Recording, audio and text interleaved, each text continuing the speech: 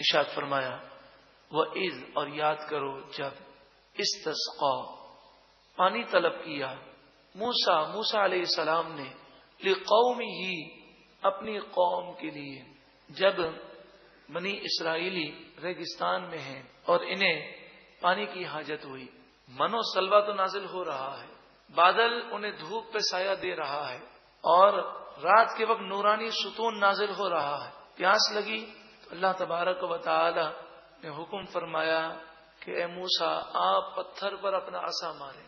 آپ نے پتھر پر عصا مارا تو 12 چشمے اس پتھر سے نکلنے لگے۔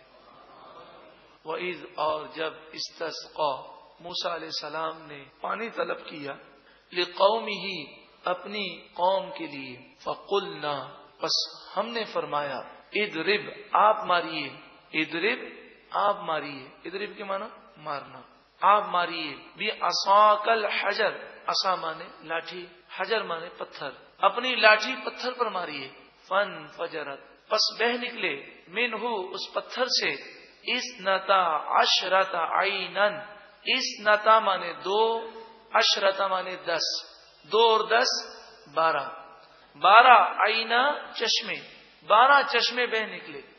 قد بے شک علم کل اناس مشربہم ہر گروہ نے اپنے پینے کی جگہ کو پہچان لیا، یعنی جھگڑا نہیں ہوا اس چشمے سے میں پیوں گا، اس چشمے سے ہم پیئیں گے، ایسا کوئی معاملہ نہیں ہوا، بلکہ 12 قبیلے تھے، ہر ایک کے دل میں اللہ تعالیٰ نے یہ بات ڈال دی کہ یہ چشمہ تمہارے لیے ہے، وہ چشمہ اس کے لیے ہے۔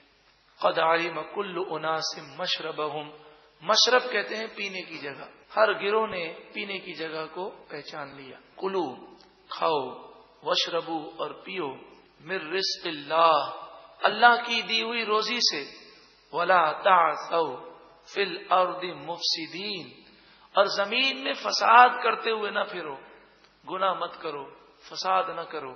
نعمت کا بیان بھی ہے اور انہیں نصیحت بھی ہے۔ اب ان کی ناشکری کا ذکر ہے، لیکن اس سے پہلے عرض کروں کہ تمام انبیاء علیہم الصلاۃ والسلام کی شان بہت بلند و بالا ہے، لیکن سید الانبیاء صلی اللہ علیہ وآلہ وسلم تو تمام نبیوں کے سردار ہیں۔ جو معجزات اللہ تعالیٰ نے نبیوں کو عطا فرمائے، وہ تمام معجزات بلکہ ان سے بڑھ کر معجزات میرے آقا صلی اللہ علیہ وآلہ وسلم کو عطا فرمائے۔ تو پتھر سے پانی کا نکلنا عظیم الشان معجزہ ہے، لیکن انگلی سے پانی کا نکلنا یہ اس سے بڑا معجزہ ہے۔ بخاری و مسلم اور دیگر احادیث کی کتابوں میں واضح طور پر یہ بات موجود ہے۔ غزوہ تبوک کے موقع پر نبی کریم صلی اللہ علیہ وآلہ وسلم اور اس کے علاوہ صلح حدیبیہ کے موقع پر جبکہ صحابہ کرام کی تعداد 1400 یا 1500 تھی، اس کے علاوہ کئی اور مقامات پر نبی کریم صلی اللہ علیہ وآلہ وسلم نے اپنا دست مبارک پانی کے برتن میں رکھا اور آپ کی 5 انگلیوں سے پانی کی نہریں جاری ہو گئیں۔ حضرت جابر سے کسی نے پوچھا کہ آپ لوگوں کی تعداد کتنی تھی، تو حضرت جابر نے صلح حدیبیہ کے موقع پر جو تعداد تھی اس کا ذکر کیا اور فرمایا ہماری تعداد تو صرف 1500 تھی، مگر پانی اس قدر کثرت سے تھا، اگر 1,00,000 بھی ہوتے تو یہ پانی کافی تھا۔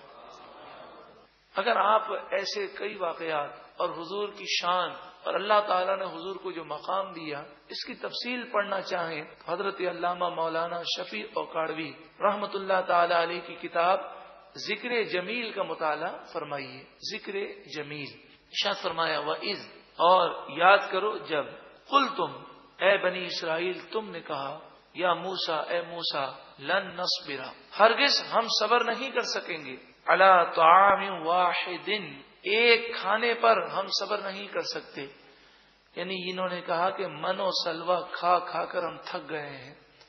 فادع لنا ربک آپ دعا کیجئے ہمارے لیے اپنے رب سے، یخرج لنا وہ نکالے ہمارے لیے، مما تنبت الارض وہ چیزیں ہمارے لیے پیدا کرے جو زمین اگاتی ہے، من بقلھا یعنی بقل ان سبزیوں کو کہتے ہیں جو پتے سمیت پکائی جاتی ہیں، جیسے پالک ہے، میتھی ہے، ساگ، وقصائھا قصاء عربی میں ککڑی کو کہتے ہیں، ککڑی. وفومہا، فوم لہسن کو بھی کہتے ہیں اور گندم کو بھی کہتے ہیں. وعدسہا، عدس مسور کی دال کو کہتے ہیں. وبصلہا، بصل پیاز کو کہتے ہیں. تو کہنے لگے من و سلوا کھا کھا کے ہم تھک گئے ہیں، ہمیں ساگ ملے، ککڑی ملے، لہسن گندم ملے، مسور کی دال ملے، پیاز ملے، ایسی چیزیں ملے جو زمین سے اگتی ہیں. یہ ان کی ناشکری کا بیان ہے. آج ہمارے یہاں بھی ناشکری کی کیفیات پائی جاتی ہیں. پھر جب روزی بند ہو جاتی ہے تو پھر روتے ہیں کہ نہ جانے کیا ہو گیا. ایسے کئی لوگ ہیں جو دسترخوان پر آ کر نخرے کرتے ہیں.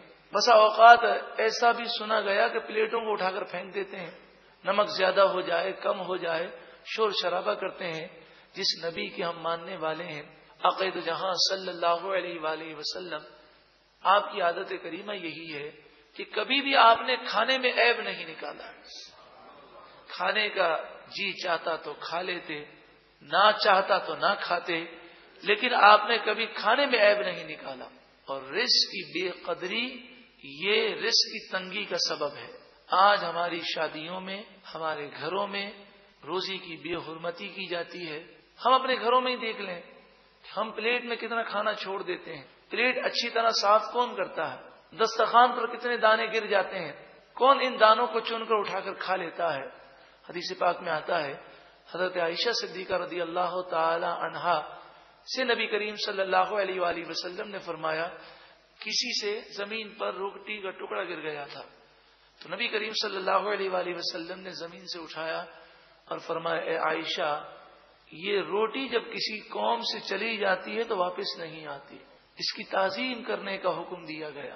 کیا ہم اس کا خیال کرتے ہیں؟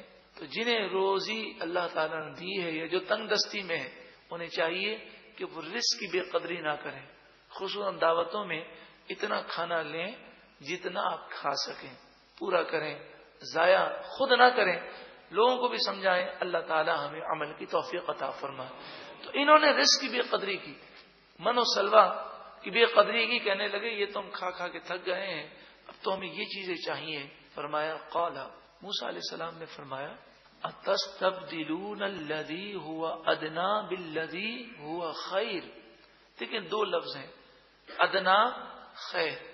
آپ نے فرمایا جو سب سے بہتر ہے، خیر ہے، آسمانی رزق، من و سلوا کا رزق، اس کو چھوڑ کر تم ادنا مانگ رہے ہو. بڑے نادان لوگ ہو. اہبطوا مصرا، اتر جاؤ کسی شہر میں.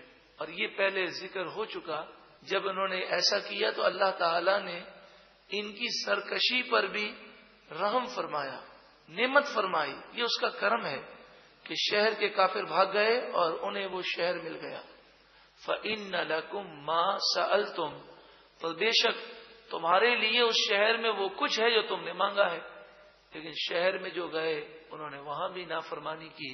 وَضُرِبَتْ عَلَيْهِمُ الذِّلَّةُ، وہ قوم جو پوری دنیا میں سپر پاور تھی، وہ قوم جس میں سب سے زیادہ نبی مبعوث کیے گئے، وہ قوم جس نے سینکڑوں سال تک دنیا پر حکومتیں کی ہیں، لیکن جب اس نے اللہ کی نافرمانی کی تو اللہ تعالی نے ان سے مقام و مرتبے کو لے لیا اور وہ ذلیل و رسوا ہو گئے. وَضُرِبَتْ عَلَيْهِمُ الذِّلَّةُ، ان پر ڈال دی گئی ذلت، والمسکنہ، اور غربت، تنگ دستی، ناداری. مفسرین فرماتے ہیں امت محمدیہ صلی اللہ علیہ وآلہ وسلم کو نصیحت ہے، ہم بھی مسلمان کہلاتے ہیں. بنی اسرائیلی بھی مسلمان کہلاتے تھے، وہ بھی کلمہ پڑھتے، وہ بھی اللہ کو مانتے، وہ بھی رسول کو مانتے، ہم بھی تمام رسولوں کو مانتے ہیں. لیکن جب انہوں نے مسلسل نعمتوں کے باوجود نافرمانیاں کی، اللہ تعالی ناراض ہو گیا اور وہ ذلیل اور رسوا ہو گئے. مسلمانوں کا عروج دیکھیں، مسلمان 313 تھے بدر کے مقام پر، چاروں طرف پوری دنیا میں کافر تھے. عروج ملتا رہا، یہاں تک کہ مسلمان پوری دنیا کی دنیاوی اعتبار سے سپر پاور بن گئے. مگر پھر گناہوں میں پڑ گئے اور گناہوں میں پڑتے رہے. آخرکار وہ وقت آیا کہ آج ہم اتنے سارے ہونے کے باوجود ذلیل و رسوا ہیں، پریشانیاں ہیں، دشمن حاوی ہوتا جا رہا ہے، قرآن و حدیث سے وابستہ ہوں گے تو انشاءاللہ پھر کھویا ہوا وقار نصیب ہو جائے گا۔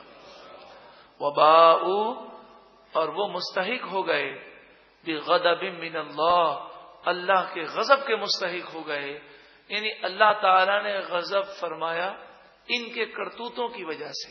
ذالک بانہم کانوا یکفرون بآیات اللہ، یہ اس وجہ سے کہ وہ اللہ کی آیتوں کا انکار کیا کرتے تھے۔ وَيَقْتُلُونَ النَّبِيِّينَ بِغَيْرِ الْحَقِّ، اور ناحق انبیاء کو شہید کیا کرتے تھے۔ یہ قوم اتنی سرکش ہو گئی کہ نیکی کی کوئی دعوت دیتا تو اسے وہ مارنے کے لیے کھڑے ہو جاتے، یہاں تک کہ انبیاء نے جب انہیں راہ ہدایت کی بات کہی تو انہوں نے انبیاء کو شہید کیا۔ حضرت زکریا علیہ السلام کو اسی قوم نے شہید کیا، حضرت یحییٰ علیہ السلام کو اس قوم نے شہید کیا، بلکہ ایک تفسیر میں تو یہ لکھا کہ بنی اسرائیل میں انبیاء کی کثرت تھی، ہر شہر میں بسا اوقات الگ الگ نبی ہوتے، تو یہ لوگ ایک دن اٹھے صبح کے وقت، انہوں نے کہا کہ تمام انبیاء کو نعوذ باللہ من ذالک ہمیں شہید کرنا ہے۔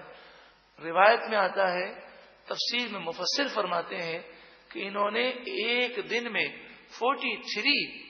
43 انبیاء کو شہید کر دیا، اور پھر مبلغین کھڑے ہوئے، انہوں نے انہیں سمجھایا کہ تم نے کیا کیا، تو 120 تقریباً مبلغین کو شام کو انہوں نے شہید کر دیا۔ یہ نہ خود اچھا عمل کرتے تھے اور نہ ہی کوئی اچھی بات کی دعوت دے تو اسے پسند کرتے تھے۔ ذالک بما عصوا، یہ ذلت و رسوائی اس وجہ سے ہے کہ انہوں نے عصوا نافرمانی کی، وکانوا یعتدون، اور وہ حد سے بڑا کرتے تھے۔